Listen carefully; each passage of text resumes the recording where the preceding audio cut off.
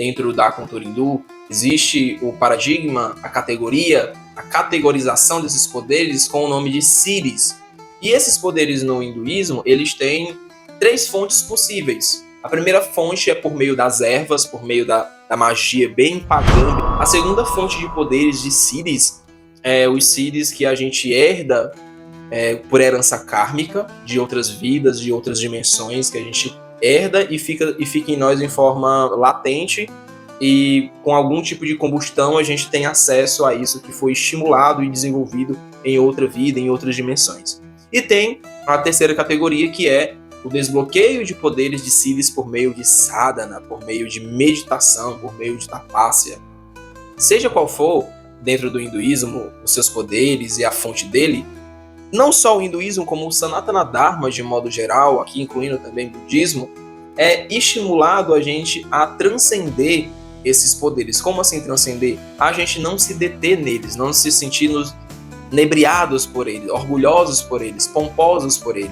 Porque dentro do paradigma hindu é muito interessante que os siddhis, esses poderes, eles são enxergados não como o destilar do divino para você, em um símbolo de que você está no caminho da verdade, no caminho longe de ilusões. Na verdade, os siddhis, eles são bem mecânicos. Tal como as capacidades extraordinárias de um atleta foram afloradas por meio de treinamento. E um atleta, por exemplo, esses atletas que conseguem fazer esses Ironmans, essas jornadas extraordinárias que pra gente é quase que sobrenatural, o fato deles conseguirem fazer isso não torna eles pessoas menos ou mais alinhados com a verdade, menos ou mais alinhados com o divino. Simplesmente uma capacidade mecânica hiperestimulada. E esses poderes, como premonição, diversos poderes que a gente vê dentro da espiritualidade em diferentes religiões, caminhos, dentro do hinduísmo, eles são da mesma natureza. Logo, se você tem uma predisposição a algum siddhi, algum poder, ou desbloqueou por meio da sua espiritualidade, isso não é necessariamente um símbolo de que você está num caminho de verdade, um caminho de expansão de consciência, um caminho para se transformar num ser humano melhor, e isso não é um símbolo de que o divino e os bons augúrios estão ao seu favor. É só uma capacidade, entre aspas, mecânica que você desenvolveu de alguma forma. E, portanto, você não deve se deter nisso, porque dentro dos paradigmas do Sanatana Dharma, o objetivo é moksha, né? Que a gente pode resumir aqui o moksha como a liberação da percepção do buddhi, das amarras e da identificação com o agregado psicofísico, com o corpo, com a mente, é o transcender das amarras que a nossa própria mente nos condiciona. Essa é a liberação. Então, no meio do processo do desenvolvimento de um yogi, do desenvolvimento espiritual, seja qual for a espiritualidade, o hinduísmo já vai prever que vai aflorar naturalmente siddhis, mas você não deve se deter nisso. Aqui no Ocidente, muitas vezes, a espiritualidade é siddhi, é poderes. Só que isso é apenas uma etapa, isso se torna mais uma prisão da mente. Existe uma história em hindu muito linda que conta que um discípulo anunciou para o seu mestre que ele estava abandonando, porque descobriu um novo mestre, e esse novo mestre, imagina, já pensou? Ele conseguia manifestar fogo dos dedos. Aí o discípulo, rapaz, não vai dar mais certo não, eu tenho outro mestre agora, ele é muito mais foda, ele tem siddhi. Aí o mestre, tá bom, posso conhecer ele? Pode, vamos lá. Ele chegou lá nesse mestre que conseguia fogo dos dedos. Aí chegando lá nesse outro mestre, esse mestre com esse poder, com esse siddhi de fogo, olhou para o mestre mais simples, né? E disse, opa, rapaz, tá aí o homem, esse daí era o meu mestre antigamente. Aí o discípulo que estava prestes a abandonar o mestre ficou, caraca, mano, esse cara aqui era discípulo desse mestre que eu tô abandonando? Como assim?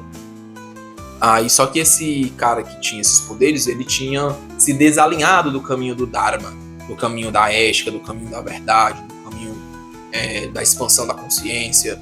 Ele foi focar em siddhis, em poderes. Aí ele disse pro antigo mestre, né, o que soltava fogo pela mão, oi mestre, ó, solta fogo pela mão. Aí outro mestre, eita, matou o bichão mesmo, viu? Parabéns. Foi quanto tempo pra tu desenvolver isso daí? Ele disse, foi 10 anos, ó, 10 anos de muita meditação. Ele disse, eita, pô, tá o bichão mesmo. Parabéns. Você desenvolveu em 10 anos que um palito de fósforo desenvolve em 1 segundo. Aí o discípulo se iluminou nesse momento. Se iluminou nesse ponto, né? Ele teve um insight, o discípulo. Porra. Eu vou ficar com esse mestre aqui, falou? É que a gente às vezes passa a vida inteira se detém numa espiritualidade, seja qual for, pra assistir showzinho de X-Men, showzinho pirotécnico, inconscientemente, sem perceber que a gente está fazendo da espiritualidade um entretenimento exótico. Mais uma coisa que a gente utiliza para esquecer de nós mesmos, para esquecer de enveredar, se entranhar no autoconhecimento. Então essas coisas mirabolantes, elas nos encantam e enchem nossos olhos com muita rapidez, com muita facilidade, né? E o hinduísmo, ele vem com essa maturidade, que é um presente para todos os tipos de caminho espiritual.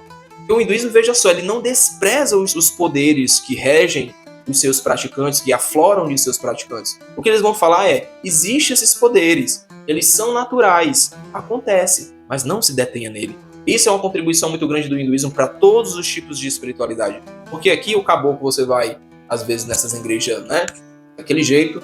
Aí uma irmã, um irmão, tem um Siddhi, porque os Siddhis são álcool. Eles só precisam da combustão da espiritualidade para manifestar.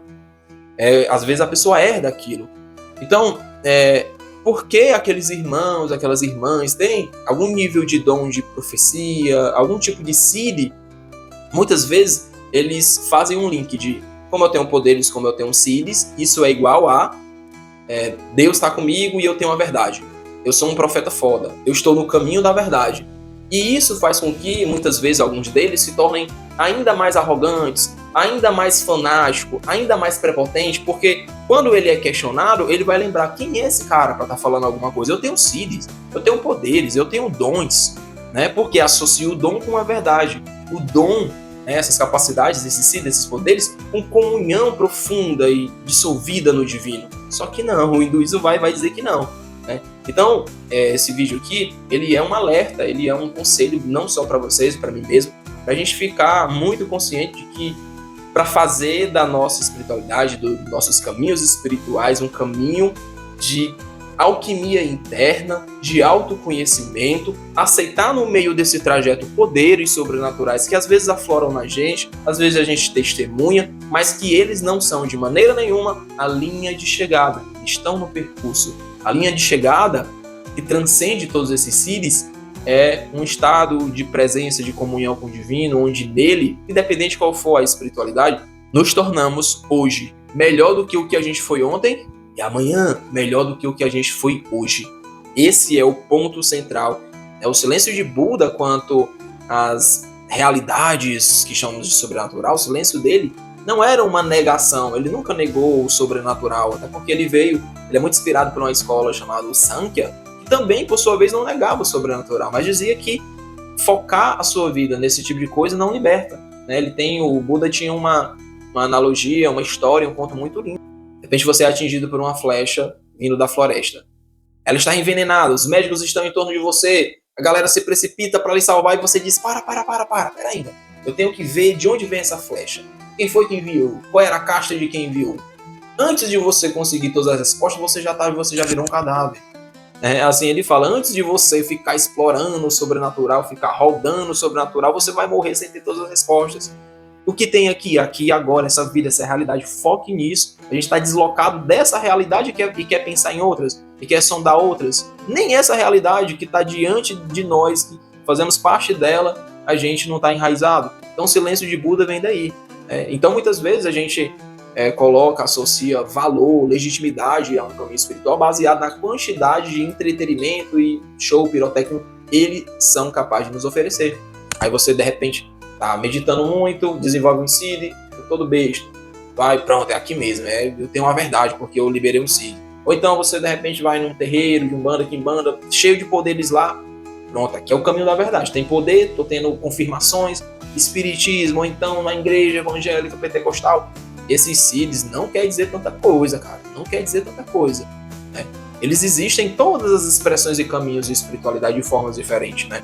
O ponto não é isso. É legal porque no hinduísmo, diversos seres nefastos, com a natureza mais tamástica, mais de inércia, de ignorância, avídia, como asuras, como rakshasas, nos épicos hindus, nas mitologias hindus, está lotado de momentos onde eles desbloquearam Siddhis por meio de muita sadhana, muita tapasya, muita meditação, e usaram esses poderes para matar geral, para promover o caos nos multiversos, né? E o mais marcante, sem dúvida, é o grande vilão do Ramayana, do épico Ramayana, onde ele medita, até onde a versão que eu li, né, ele meditava por 1000 anos, né, ele tinha uma certa quantidade de cabeças, a cada 1000 anos ele decepava uma cabeça, mais 1000, um ciclo de 1000 anos. Ele meditou por 10.000 anos e isso fez ele desbloquear um Siddhi, onde ele era intocado, ele ganhou assim um pedido, né, assim, pronto, você meditou de uma maneira extraordinária, sem igual, você tem direito de pedir o que você quiser, meu irmão.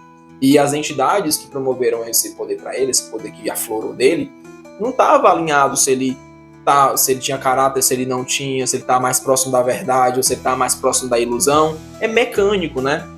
Então, com esse poder, ele promove um caos no mundo, todos os multiversos espirituais dentro do hinduísmo. Então, o hinduísmo já mostra, desde suas mitologias, desde seus contos, seus épicos, seres nefastos, manifestando os Siddhis, desbloqueando os Siddhis e usando para fazer maldade, e seres que estão completamente imersos na ignorância. Logo, o hindu, ele com muita facilidade, ele já vê ali claramente, né, que esses poderes não são sinônimo de verdade. Muitas vezes, aqui no Ocidente, o poder, ele é um sinônimo de verdade. O poder, ele é um comprovante. Tá aqui, ó, eu estou alinhado com a verdade, estou alinhado com Deus. Né? Às vezes um irmão tem um poder ali de premonição, tem sim. Até de cura, tem sim. Aquele João de Deus.